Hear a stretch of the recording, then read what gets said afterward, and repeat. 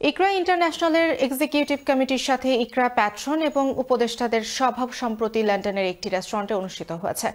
সভায় আগামীতে অনুষ্ঠিতব্য চ্যানেল এস চ্যারিটি আপিল সহ বিভিন্ন গুরুত্বপূর্ণ বিষয় এবং ভবিষ্যৎ কার্যক্রম নিয়ে আলোচনা হয়। সভাপতিত্ব করেন ইকরা ইন্টারন্যাশনালের চেয়ারম্যান ব্যারিস্টার নাজির আহমেদ। বিশেষ অতিথি ছিলেন ইকরা ইন্টারন্যাশনাল বাংলাদেশ চ্যাপ্টারের চেয়ারম্যান মুক্তাবিজ উন নূর। এছাড়া উপস্থিত ছিলেন ইকরার vice chairman M A Latif, secretary Shah রেদওয়ানুর Rahman এবং বিবিসিসিআইয়ের সাবেক সভাপতি শাহগীর বক্ত ফারুক। সভায় বক্তারা বলেন, ইকরা ইন্টারন্যাশনাল দীর্ঘদিন ধরে বিশ্বব্যাপী মানব সেবা ও শিক্ষামূলক কার্যক্রম গুরুত্বপূর্ণ ভূমিকা পালন করে আসছে।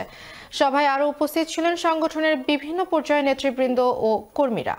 সবাইকে নিয়ে আমরা সেপ্টেম্বর মাসের সেকেন্ড হাফে আমরা একটা লন্ডনে একটা বড় চা চক্র করে আমাদের এতদিনের যে আমরা কি করেছি বা আমরা কি করতে চাই সেটা তাদের সামনে শেয়ার করতে চাই।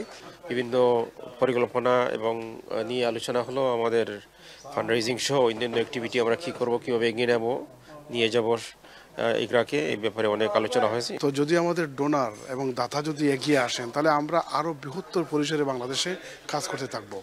এই উদ্দেশ্যকে সামনে নিয়ে আগামী 1 অগাস্ট শুক্রবার আমরা চ্যানেল এস লাইভে যাচ্ছি। আপনাদের একান্ত সহযোগিতা, উৎসাহ এবং দান